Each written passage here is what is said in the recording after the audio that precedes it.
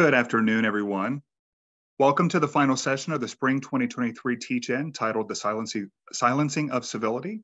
I am Tim Mullett, Professor of Instruction in Spanish and a member of the Council on Diversity and Inclusion at Ohio University Southern. I will be your moderator for this session. Please feel free to ask any questions in the chat window, which we will monitor throughout the discussion. Our presenter for this session is Dr. Violette R. Grooms, Assistant Dean of Student Affairs for Civility Initiatives. She has an extensive background in working with diverse populations and encouraging success within cross-cultural environments. Dr. Grooms has provided counseling and referral services in the mental health field for 12 years before transitioning to higher education. Over the past 25 years, she has developed and delivered training on intrusive counseling to all community and technical colleges in West Virginia. She has also established programs, policies, and practices that promote diversity, equity, and inclusion of racially minoritized students transitioning into college. As a leader in higher education, Dr. Grooms has served as a Director for Diversity and Inclusion, Title IX Coordinator, and Vice President and Dean for Institutional Effectiveness and Planning. She has also held faculty appointments and presented at local and national conferences on various topics, including student retention, assessment of prior learning, and successful intrusive counseling strategies. Dr. Grooms holds a bachelor's degree in counseling and rehabilitation from Marshall University, a master's degree in higher education administration, and a doctorate in higher education leadership from the University of Pittsburgh. Her research interests focus on developing institutional initiatives and strategies that promote engagement and inclusion of racial minority students attending predominantly white institutions. And now I'll turn it over to Dr. Grooms. Welcome.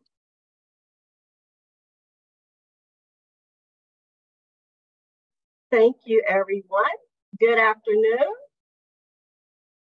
and happy Black History Month. I am sharing my screen. I'm hoping you can see it. Can you? Okay, awesome.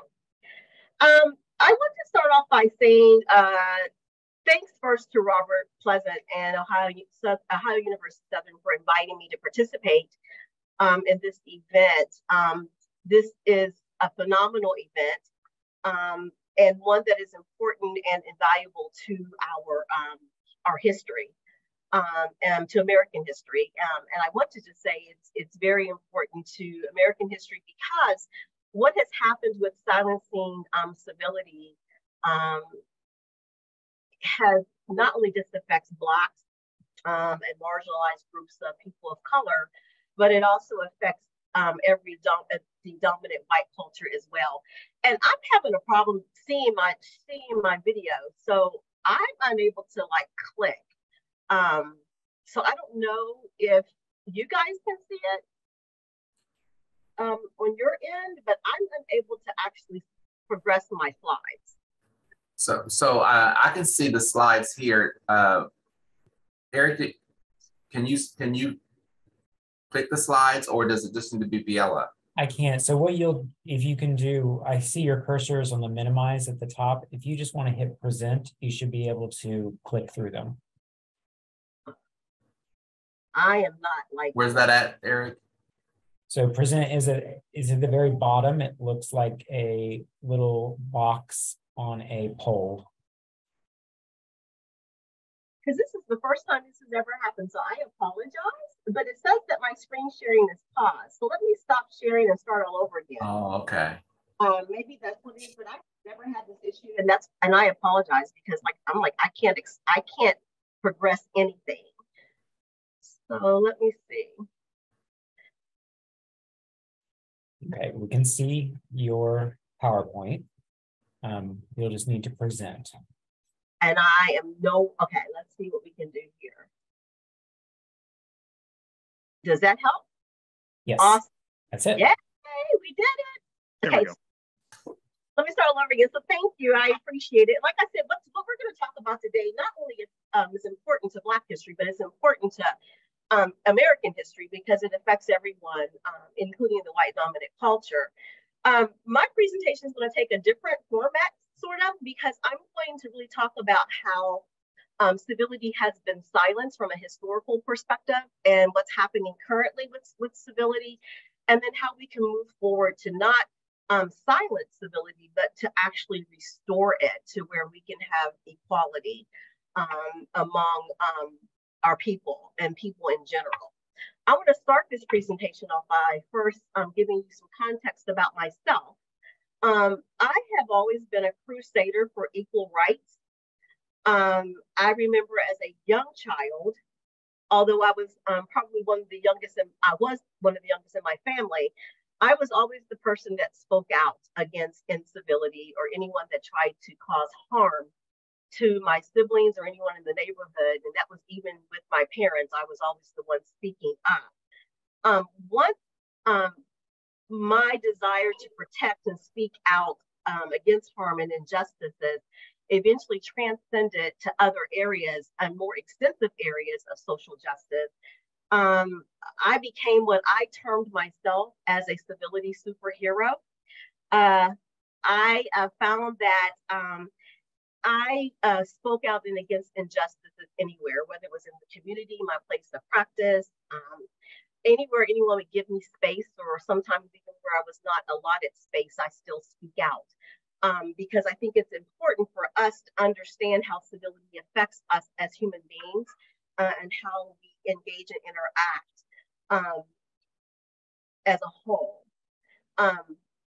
So I had a speech impediment growing up, so I always faced silencing.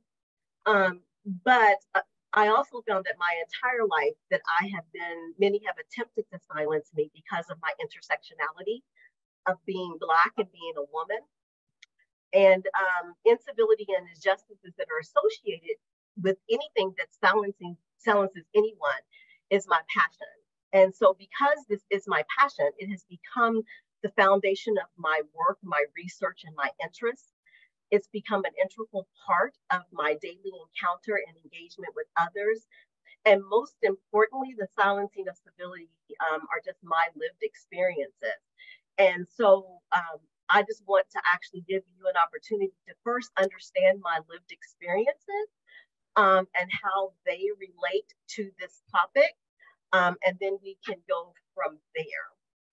Biella, before you continue, you're going in and out just a little bit. So I don't know, it's like when you're facing us and you're closer to the mic, you sound really good. So okay. I think it's just when you're moving. So, okay. I'll let you know that. Thank you. So I'm going to first start off by talking about civility being a metaphor. Civility in this presentation is going to be a metaphor regarding, I'm going to equate it to luggage or to baggage or to suitcases. Because civility is such a broad topic, and historically and current applications of it have an extensive impact on society. And because the content is so massive, we're unable to put this into a small carry-on bag and fit it into an overhead compartment. Because of the content of civility, your baggage has to be monitored at all times. And then in order to retrieve your baggage, that you have to have a personal claim ticket. And that's because we're all responsible for our behaviors and our actions. We must take accountability for what we do. And anytime we violate the boundaries of civility, they result in in delays and or interruption of services. So with that said, let me try to explain to you my journey with civility by first giving you a little bit about myself and how my research applies to this. I'm going to tell you a little bit about, I'm going to read an excerpt from my dissertation just to give you some idea, and then I will show you the positionality and the purpose of this presentation. I'm going to start off by saying, I am Black. I am a woman.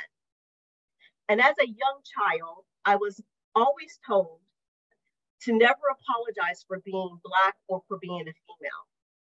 My father instilled in me that I was able to achieve anything I could dream.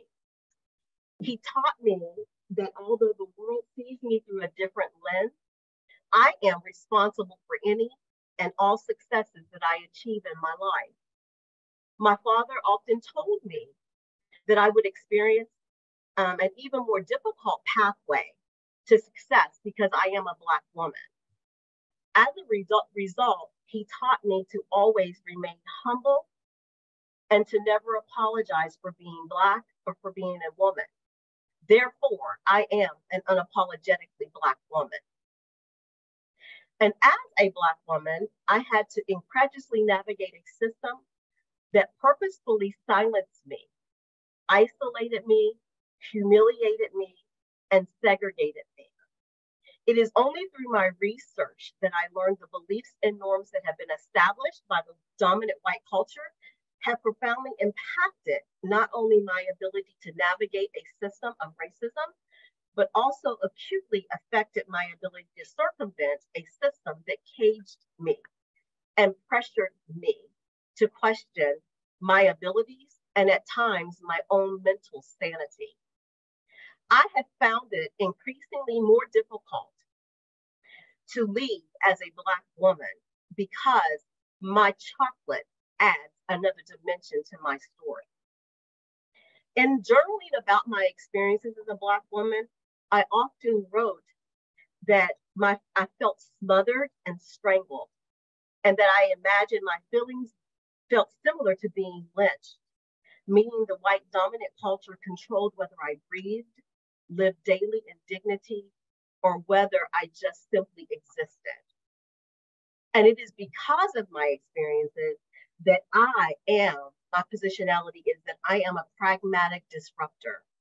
I assume nothing, I question everything, I conduct research to learn the truth, and I organize my experiences into soft weapons to silence injustices and to focus on what matters.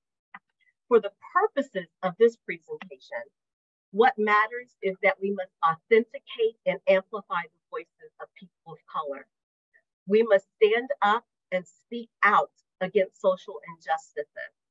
And in doing so, that is the only time that we can silence civility. So I'm going to start my presentation off by giving you some baseline civility definitions. Baseline, the word civility is a Latin word, which means city.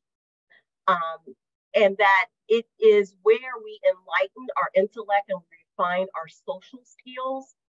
It is where we are shaped and where we learn to give of ourselves for the sake of the city.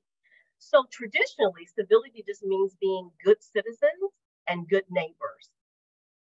So I'm going to take this a step further and give you two basic definitions. The first one on the left is from P.M. Forney, who created the first ever civility initiative or project at an institution of higher education. And he created this at Johns Hopkins University. He stated in his definition that being civil means to be constantly aware and weaving restraint, respect, and consideration into the fabric of awareness. If you go back to what I stated before, it's just that fabric of awareness of being in community. The definition on the right, is from Brene Brown, who wrote one of my most favorite books called Braving the Wilderness. And in this book, she talks about how we can take care of ourselves and how we can respectfully engage with others. And her definition of civility states that it is claiming and caring of one's identity without degrading. And that it's more than just being polite. It's disagreeing without disrespect. It's seeking that common ground and learning to listen past one's preconceptions. So when we look at the word civility and we do a word, art of what it might look like, we would see this. Just civility being courtesy and respect and polite and empathy and responsibility, all those wonderful things that we see in community, all those wonderful things that we want to know about community. But I take it a step further. I actually did a presentation where I asked Blacks and other people of color, how did they view the word civility? And it's not coming up. My word art's not coming up, but it came up with negative connotations. And so when you take those negative connotations, this is the visual that you see. Civility for Blacks and for people of color is a struggle. And I talked about that when I gave you my framework and where I come from in my journey. It's something that we fight every day. It's a struggle. how do we find our positionality within our community? How do we engage in respectful conversations, and how do we encourage others to start respecting us? So my work starts with the historical applications of civility. What does that look like? Because we have to start somewhere. So I'm going to go back and try to give you some historical applications of civility. The value of civility, specifically respectful exchanges and listening past preconceptions, is one of the few things that I think we all can agree is important. However, the historical application of civility is used as a cudgel, and a cudgel used to be a stick that was used to beat Blacks and other people of color. So I'm using it as a figurative speech that is used as a cudgel or a weapon of insult and degradation against people of color. Some of the examples of the historical applications you actually see on the screen. When you look at the act of slavery and segregation, that allowed white citizens to develop laws and ordinances that imposed civilization on people of color that they deemed to be appropriate. Historically, white citizens assumed that the right for respect, dignity, and civilization came from a higher authority. And so that's where you get the terminology God ordained rights for civilization. This assumption was based on that people of color do not get to orchestrate the terms of civility. We don't get to orchestrate how you can interact with us. Instead, that the dominant culture believed that civility that Blacks should be taught, or that civility should be imposed on them. So that is the underlying rationale for the enslavement of Africans that were imported to America, or the genocide of Native people, because such behavior prevented social mobility and preserved the status quo of the dominant culture. And anytime you would see Blacks or persons of color stand up against the way civility was applied historically, such as lunch sit-in counters and things like that, the assumption was that Blacks needed to be taught what civility they could achieve or what was gifted to them, and it was not something that they had the right to say that they were able to achieve. So when you take a look at the historical applications and you come back and you place them now on what's happening currently, you'll see that the same actions are still occurring today, that there's still a struggle with civility and the positionality of Blacks and people of color within the community. You've seen it come out in policing and or the brutality that has of people of color in the hands of officers. Some of the examples you see here on the screen are here. I'm not stating that we should defund police or anything like that, but what I am stating is that we need to practice the act of civility when persons of colors or Black are in police custody. And because that then just perpetrates the silencing. We saw the silencing occur in 2014 with Michael Brown and Eric Garner, especially with Eric Garner, when he just kept saying, "I cannot breathe," while he was being pinned down by police officers. We saw it in 2015 with the death of Sandra Bland, when she was arrested and jailed and found hanging just for a simple police traffic stop. We saw it with Freddie Gray, when he was arrested with a knife for a knife possession, but was found unconscious, not breathing, and his spinal cord severed after 45 minutes in police custody. And then, of course, we saw it in 2016 in the death of Philando Castile, who was fatally shot in just a traffic stop. And then we all remember George Floyd in 2020. He was silenced for 8 minutes and 46 seconds. His rights to civility were taken away from him and silenced for 8 minutes and 46 seconds. The many deaths of Black citizens while in police custody activated the Black Lives Matter movement. But unfortunately, this movement was not seen as Black anger or rage or distress over social injustices. It was viewed as Blacks being uncivil or pushing back against the status quo. So the way to silence the civility in this matter was to start saying all lives matter, not just Black Lives Matter.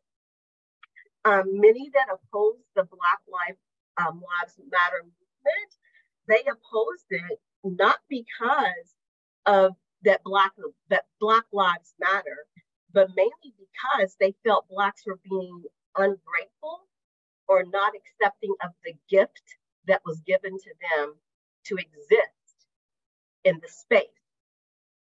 We see the same exposure through the denying of the social and career mobility of Nicole Hannah-Jones when she was going for tenure, or even in the critical race theory bans that are happening. But I think we all saw it in the Capitol insurgents when America and the surrounding countries just witnessed what had happened when the majority, I guess, did not agree with the minority per se. And therefore, there were these acts of insurgents that came upon the Capitol. It was a way to silence those that opposed what the majority thought or said. So how do we handle these things? How do we go about correcting or mobilizing against the silencing of civility? We've seen it in our history.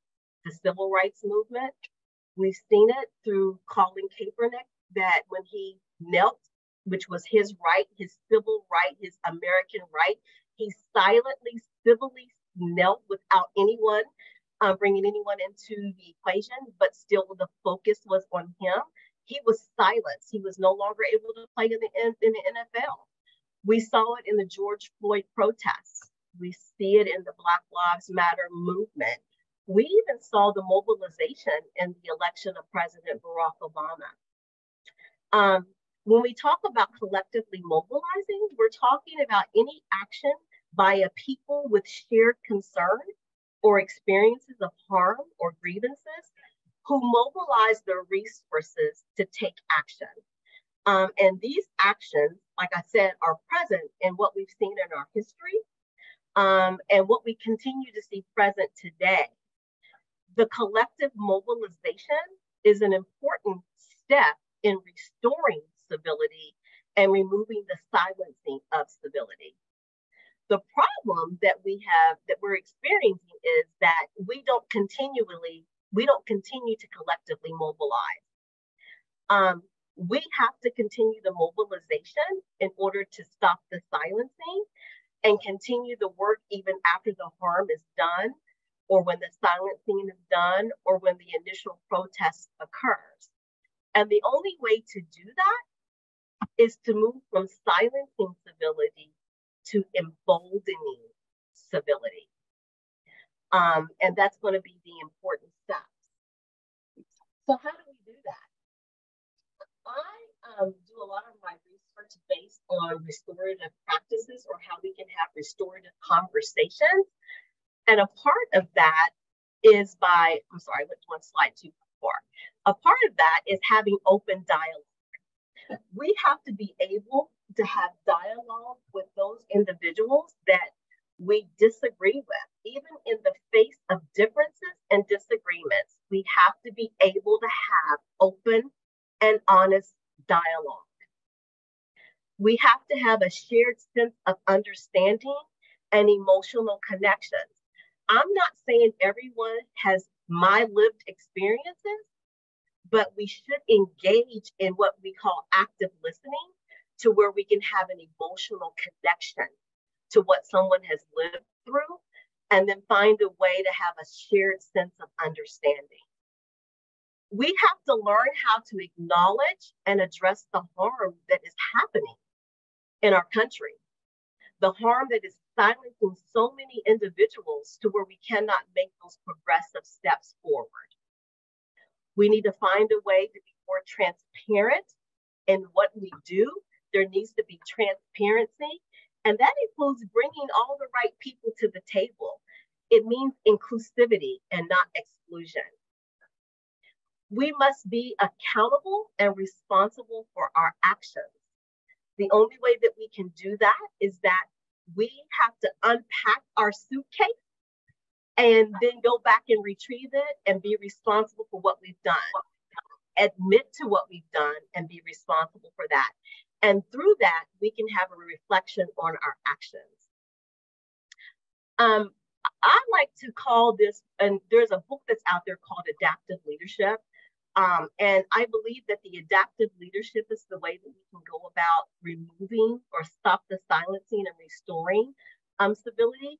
And in this adaptive leadership book, it talks about how you have to be in a shared space. The shared space of an individual, which they call the dance floor perspective, and then the shared space of the system, which is the balcony perspective. If we can find ourselves or navigate ourselves between these two spaces, it is only then that we can start seeing transformative change. We can only embolden civility when we give others the courage or the confidence to say or do something. We can only restore civility when we give others the confidence to behave or to respond and share their perspectives. It is only through emboldening that we can begin to restore order and move beyond mere civility or politeness and kindness. And we can start then manipulating and navigating the system that has not always been set up to effectively accept everyone that lives in the community. When we're on this dance floor, we have to brave the wilderness. That's our own experiences. I braved the wilderness, and so that's how I build credibility. And those that brave the wilderness with me, which would be our allies, that's how they build credibility. And then with this, we have to understand there's going to be increased vulnerability.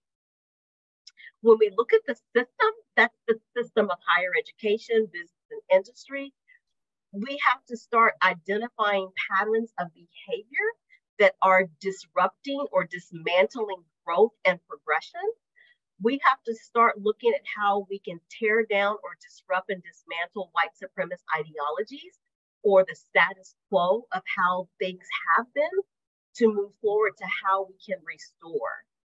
We need to reevaluate assumptions and make positive connections. It is only when we spend time on the balcony and the dance floor can we then start learning how to live or be in the midst of any activity that is happening. It is only then can we stop the silencing and we can start restoring, because it gives us a different perspective. It helps us to gain better insight on issues and behaviors and beliefs. It is then when we can begin to navigate complex environments and learn how to start self-correcting behavior. And then we can create what we call win-win situations. A part of this is going to be through inclusive leadership. We have to be more inclusive and make better informed decision-making, and that's the FAIR process. There needs to be mandatory diversity, equity, and inclusion and bias training. You need to clearly state what behaviors are acceptable and the consequences for those behaviors if we don't follow through. Must name the issue. If we don't name the issue, if we don't face differences and diversity, then we cannot solve it. We have to allow others to lead. Think about the history, civil rights movement. We had Martin Luther King, we had Malcolm X, we had John Lewis. They didn't lead all the time. They only led at the times that they needed to take charge and they needed to lead. And by doing so, we allow others to also grow and to do better. And to then we can make these connections that we need to make. I talked about at the very beginning of my conversation that I saw myself as a civility superhero. And depending on the situation that I'm in, that depends, that decides which civility superhero comes out. These are my civility superheroes. These are who I am. If you mess with my child, my family, I am the Hulk. I am not subtle. I have no finesse, and I tend to take over. So I have to be careful how I unpack my bag. Then there's times when I'm Batman. I know I have the skill and the power to intervene, and I can be very successful. But that's when I'm only focused on focusing on the defending the downtrodden or the marginalized. But then there's times that Black Panther comes out. And when I'm that Black Panther, I'm focusing on helping those that have my shared experience. They're usually other Black women that have had to learn how to navigate a very difficult system of racism. But through all of these superheroes, the one that I am ultimately is Wonder Woman. But I call myself Wonder Black Woman. And that's because I'm a combination of all of them. I know I have the skill and the power to intervene and to be successful. I protect everyone by speaking up and speaking out against silencing civility and the social injustices that are happening in our world. And unlike Superman, I don't do it from an anonymous point. I stand out and I let you know who I am. I started my conversation by telling you that I am an unapologetically Black woman. I think these words are who I am.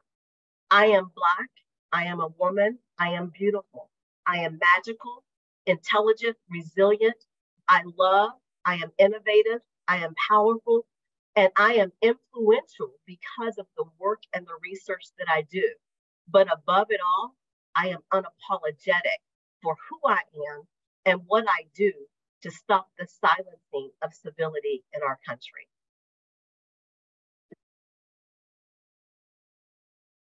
Question?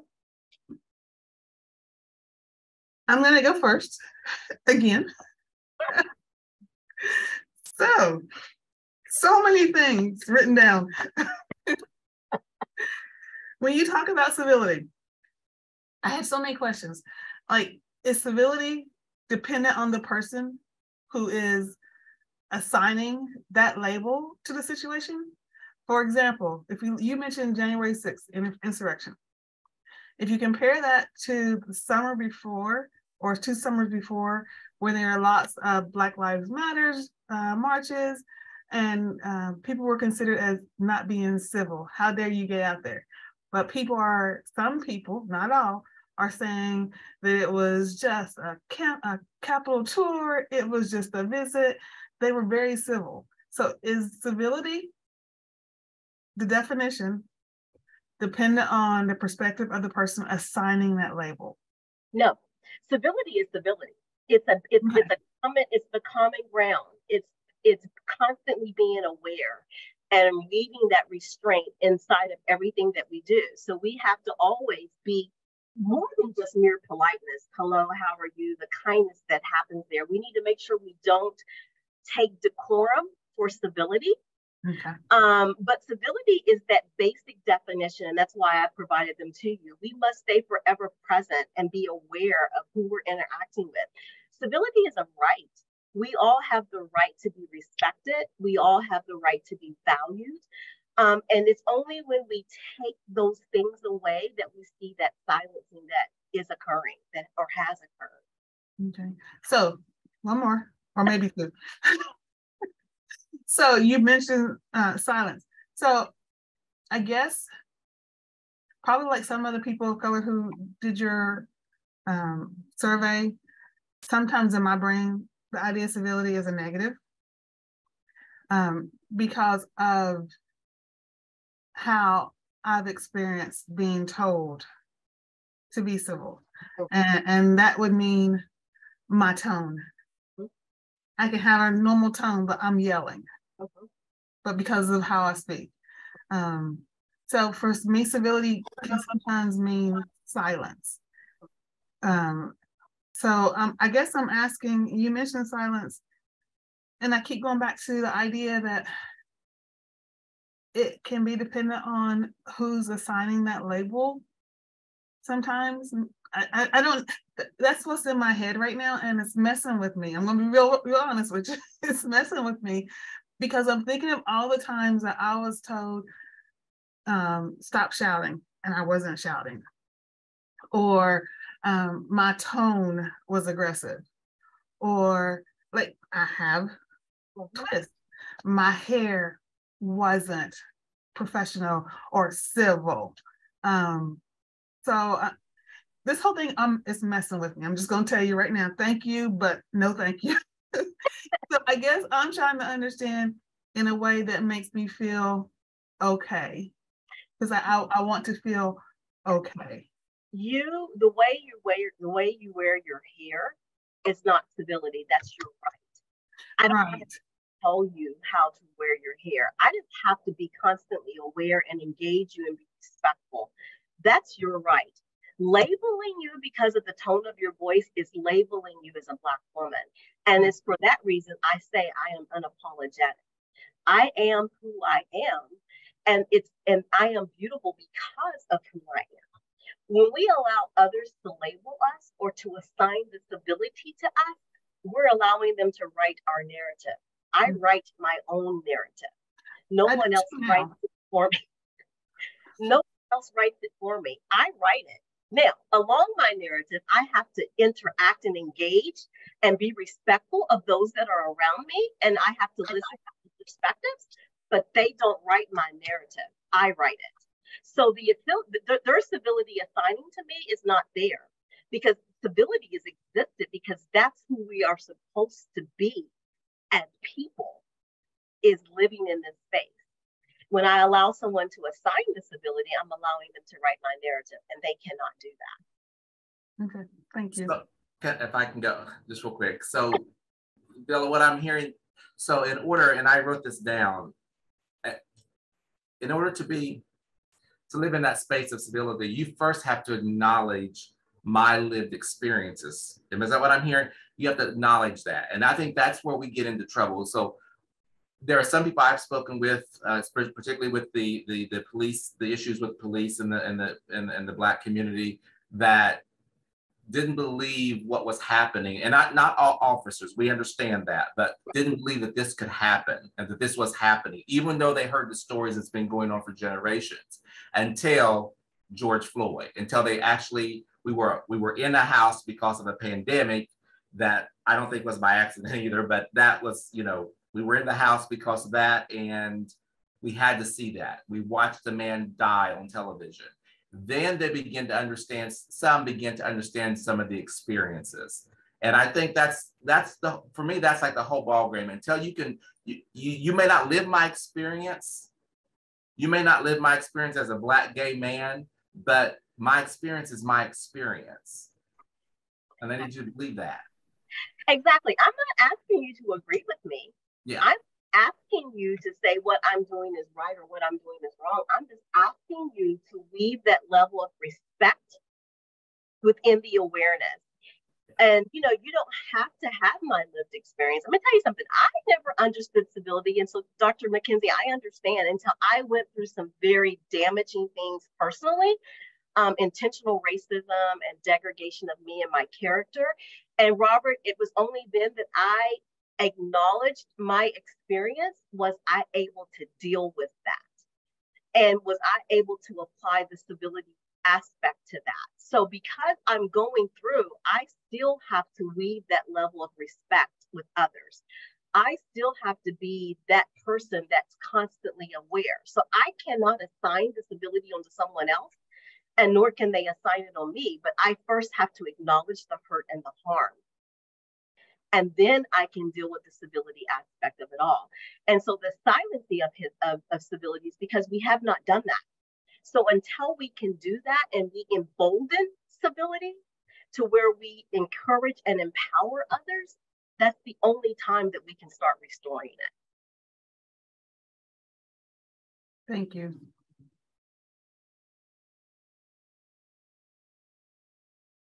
I guess this is a comment, maybe question.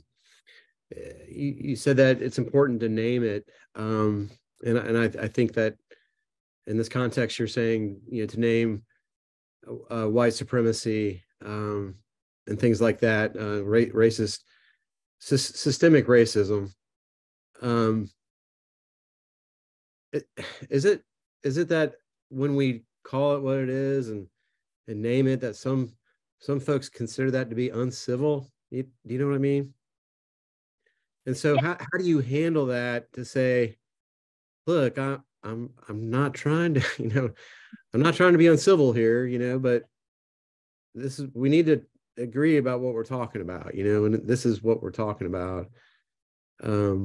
Anyways, thoughts on that?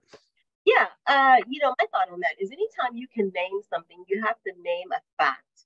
White supremacy exists. White supremacist ideologies exist. Hate, racism exists. So when I say name it, we're naming factual things. We're not naming specifically what I perceive someone to be or what I perceive someone to do. So I'm addressing the issue and not the behavior of an individual. So I'm naming the issue itself. I'm not attacking a person because they are racist. I'm naming the issue. Racism exists. So we're naming it. So anytime we name it, we can't be caught up in whether someone will see it as civil or uncivil, because then I'm allowing someone to write my narrative, right? I have to be able to name what has happened to me. I have to be able to name my lived experiences. You might not agree, and we can talk about it. We can have a restorative conversation about it in the face of adversary and diversity and differences and disagreements. But I have to be able to name it because it's my lived experience.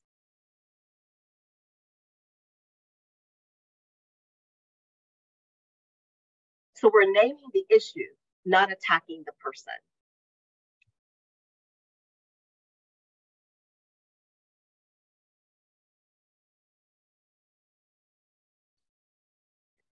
This is a lot to unpack in an hour. I just did a presentation this morning on civility, and it took me an hour just to try to unpack it in order for me to be able to get to the next step. And so you can't unpack. That's why I said your baggage is so large. You've got to be in control of your luggage. And then you have to bring in your civility superheroes to decide how you deal with it. This is just kind of a comment in regards to some of the other comments that have been made. First of all, thank you so much for your presentation. I'm wondering, as we're talking about labeling facts and how some people take it personally, even though it's not intended to be personal, one of the things that I have noticed in my own experiences is that there do tend to be some generational differences. There are some that tend to take labeling a fact as somehow they're complicit in that reality. And they are, I think, in some ways complicit because they're not acknowledging it for what it is. You don't have to take personal responsibility for what others have done, but you have to take personal responsibility for understanding the impact of other people's actions on the world that we live in today. So I've noticed some generational differences with that personally. You're right. There's generational differences, definitely. And you stated it so eloquently in that. But I'm seeing it, race. I mean, you see those differences within race, automatically. It's like Dr. McKenzie said, if I state this or I'm having an issue with this, automatically someone thinks I'm uncivil.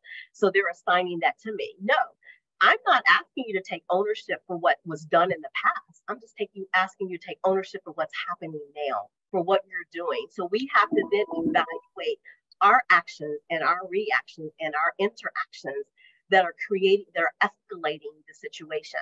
And when we don't do that, we have what I like to call the A3 effect. And that's, we then have anger, angst, and anxiety. And then because those three things then start increasing, we then start beginning to act uncivilly. So the way to not do that is to take ownership and to understand, not take responsibility, but just try to understand and make that connection. Biella, this event, this project, this initiative that we're doing with the Teach-In and History Matters and looking to the future, I'm thinking about when you started this, you talked about some of the historical nature, slavery, segregation, and all of that. So and I'm going to go there. I wasn't, but I'm going to go there. So we have some states that want to limit what history is being taught in our schools. And so I'm concerned by that as a former Board of Education member, but I think what better place for our kids to get the information than in a school, in a place of education, whether it's a college or university or secondary, high school, middle school, whatever it may be. So if kids aren't getting that information early on, if they're not learning the history of this country, the good, the bad, and the ugly, and everything in between, then how does that play in this whole civility of having a civil society where we can be civil to one another? I worry about that. If you can't, these are future leaders we're talking about that may not have the basic understanding of this country and how each group has been impacted along the way. So if you could, if that made any sense at all. You did. And let me say, the other place to have this conversation is at home. We as parents have to also be leaders in educating our children. And so, you know, I think about how I was raised. My father was raised in the South, you know, during the most difficult times for Blacks. And it was because of his teaching, and you heard me talk about him, that he taught me the things that I needed to be taught. If he had not done that, knowing I was not getting it from the school, then how would I have known my history? How would I have known to be unapologetic? How would I have known how to navigate the system and circumvent the obstacles? So I am also concerned. I think it starts at home, and I think it has to be a collaboration between parents and the school system. And because we are trying to prevent that from happening, are we trying to prevent? We can't prevent history. History has already occurred, right? It's already happened. Are we just ashamed about what has happened and we don't want to talk about it? So we have to talk about it in order for us to make progressive steps forward. So it does concern me, Robert. And I think that individuals like yourself and myself and others that are on this call, we have to continue to be the ones that speak up, bring out our civility superheroes and make them take charge and be the ones that are saying, no, I'm not going to sit back and let this happen.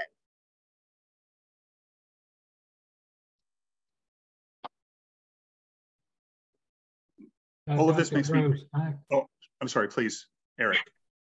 I appreciate the analogy of the superheroes, and to Robert's point, I think that we have to really be careful about how we unleash our superheroes, because when I think about what's going on in Florida, my natural instinct is to jump on a plane and pack one superhero and just get at the airport and let the Hulk loose.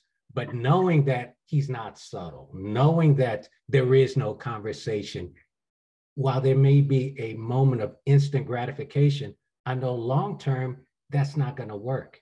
And this is truly a marathon. And I think the challenge that we have is that so many of us have been running this marathon for so long that we get frustrated that the race is still going on.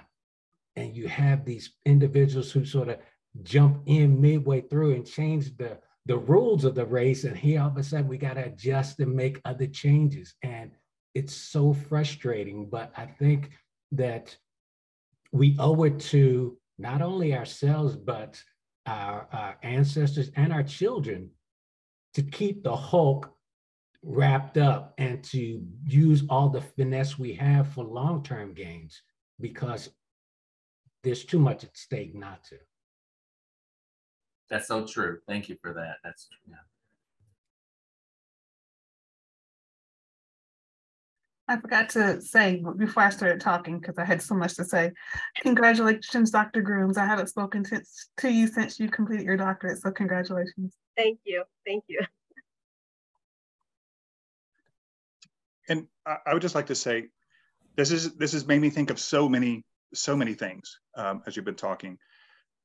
It seems that when we think of a marginalized group of any sort, it's almost that the expectation is that that group is supposed to be, quote unquote, better than opening their mouth, or better than causing a ruckus, versus let's say, if I think from the straight white male perspective of essentially being able to do whatever they want. And that's the way I've seen things. This makes me think a lot of from the late 80s, ACT UP, for the AIDS Coalition to, I forget the title, AIDS Coalition to Unleash Power, that was very much an in-your-face movement that was not looked well upon by, let's say, the mainstream. Or, I'm sorry, I've been processing so much through this, that it also makes me think, one of the classes I teach, or that I've taught in the past, has been a Latin American literature course. And typically our last reading in that semester is a short story by a Mexican author, Rosario Ferre, who wrote a short story called When Women Love Men. And she was very much criticized for that because of her tone and the language that she used, and that because it is very much standing up for herself as a Latina, but also as a woman. And I think that the way that I always put it to the students when they read this and come to class completely shocked about what they read, is that the way she was, I think that the way she was treated was, how dare you say these things as a woman, not only as a woman, but as a Latina. And, and if a male had written that, and truly, honestly, it would have been more of a, oh, well, that was interesting or tongue-in-cheek or whatever, whereas she was very much criticized for those words, for a lot of the things that she said. Because, and I don't really have much of a question, it's just a comment, because I can't get it all out right now. Right. That's that God-ordained civilization that I talked about, inferior versus superior. Women are superior, are inferior to men, so therefore how dare she speak? And then that's that gifting civilization that I mentioned before. I tell you what you can have. I impose that on you, and you just accept it. I gifted it to you, so now be happy with it and don't say anything else.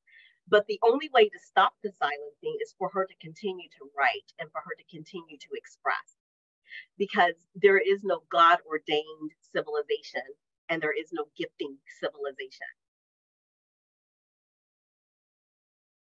Yeah, it's interesting, because I think that when students do read literature, that it's uncomfortable. It's uncomfortable what they're reading, and that's the important thing, is that they are asked to think about themselves in a different way. I think of now, just many authors are just flooding through my mind now. Rosario Castellanos, who wrote Cooking Lesson, which was again highly criticized because it was assumed that as a woman, as a Latina, that she's going to be the homemaker, the happy homemaker who takes care of everyone, and she wanted to pursue an education. That was not her. Right. Her destiny was not to be able to pick up a book and be able to cook, clean, and take care of the house, but to go on to study, to go on to do other things. So yeah, those are, thank you for everything you've said. It's been very, very enlightening. I just want to say one thing, you talk about being uncomfortable. Robert, I told you that this is going to make some uncomfortable. And I live through uncomfortableness every day. But for me, if I'm uncomfortable, that tells me that work is being done. Because the minute we are no longer uncomfortable and we are comfortable, that means we have achieved, and we have not achieved that status. So therefore, we must continue to be uncomfortable and do the work. And it's not going to happen overnight. But we must continue to be in that space, because if we're in that space, we know there's movement.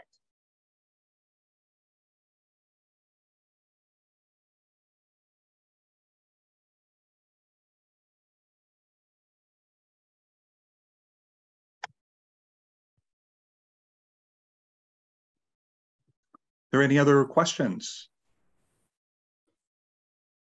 Hey, Brave, can you hear me? Yes.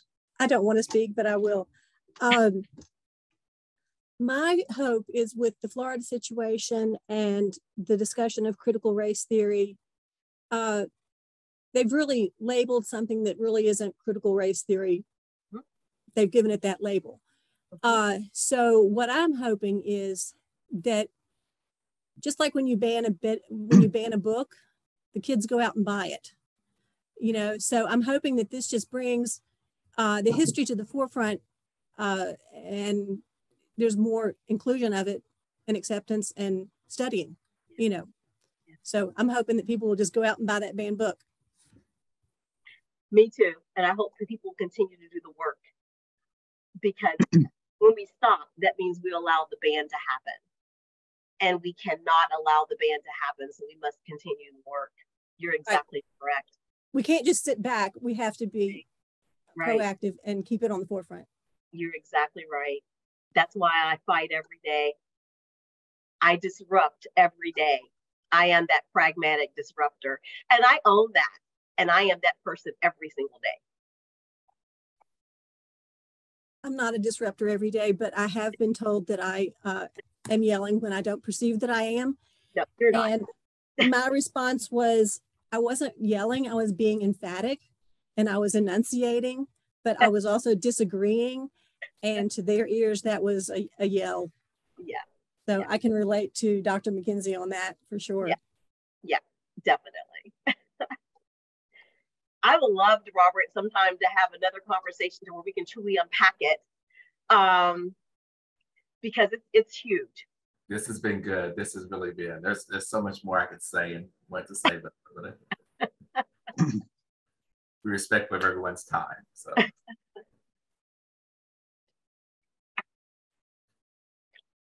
I appreciate it. I thank you for the opportunity. Yeah, this is huge.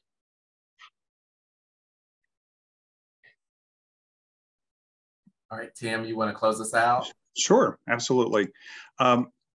Thank you so much, Dr. Grims, for sharing your expertise and research with all of us. We really do appreciate you being here with us today, as well as all the other presenters. And on behalf of the Council on Diversity and Inclusion, we thank all of you for attending this first annual Spring 2023 Teach-In session. And I'd like to say that diversity and inclusion are not simply buzzwords or boxes to be checked, and that has been obvious throughout the day. They are vital elements of a thriving and vibrant community. When we embrace and celebrate our differences, we open ourselves up to new perspectives, ideas, and ways of being. We are able to learn and grow in ways we never thought possible. By creating a space like this that is welcoming to all, we truly create a world that is richer, more compassionate, and more just. So let us continue to work toward a world where diversity and inclusion are not just ideals, but the norm. Let us strive to see beyond the surface level differences and separate us and focus on the common humanity that unites us. And let's never forget that the work of creating a more inclusive and equitable world is ongoing and requires the participation of all. Thank you for being a part of this important work, and may we continue to learn and grow together. And Eric, have you launched the evaluation? Okay, if you would please fill out the evaluation, we would really appreciate that. And we hope you have a great rest of the day. Thank you so much.